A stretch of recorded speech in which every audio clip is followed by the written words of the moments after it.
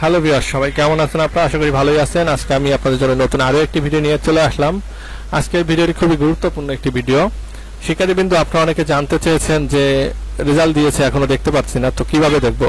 তো আপনাদের এই বিষয়ে সম্পূর্ণ আজকের ভিডিওটি দেখাবো। আপনারা সর্বপ্রথম ওয়েবসাইটে চলে যাবেন, xiclassadmission.gov.bd এই ওয়েবসাইটটিতে যাবেন।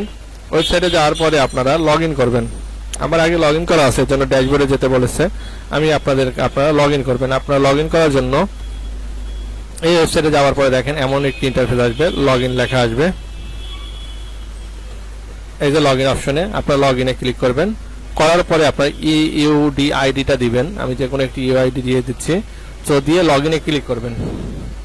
লগ ইনে ক্লিক করার পরে দেখেন আপনাদের এমন একটি স্ট্যাটাস আসবে, ইউর স্ট্যাটাস সিলেক্টেড। ঠিক আছে, সো এমন একটি স্ট্যাটাস আসলে আপনারা দেখেন প্রোফাইল, কলেজ, অনুসন্ধান, আবেদন, নির্বাচন, এই যে কর্নারে যেগুলো আছে, আমি নির্বাচনে ক্লিক করবো। দেখি নির্বাচনে দেখেন কি বলেছে।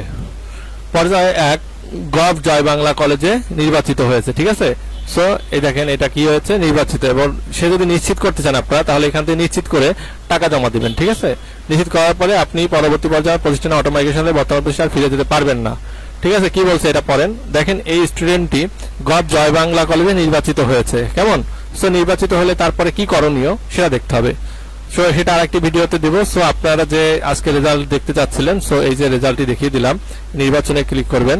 ঠিক আছে, নির্বাচনে ক্লিক করার পর একটু ওয়েট করবেন। দেখেন এখানে আপনার পর্যায়ে 1 গভ জয় বাংলা কলেজ এটি নির্বাচিত হয়েছে।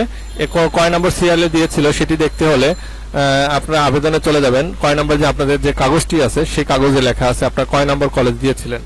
সো শিক্ষার্থীবৃন্দ, তাহলে আপনারা জেনে গেলেন যে কিভাবে রেজাল্ট দেখতে হবে। তো এইভাবে রেজাল্ট দেখে নিন। দেখেন জয় বাংলা কলেজ ছিল 5 নম্বরে, 5 নম্বরটি এসেছে। সো ঠিক আছে, সো আজকে ভিডিওটি এখানেই। সবাই ভালো থাকবেন, সুস্থ থাকবেন। যারা রেজাল্ট দেখেননি কমেন্টে জানাবেন, আমি রেজাল্ট দেখে দিব।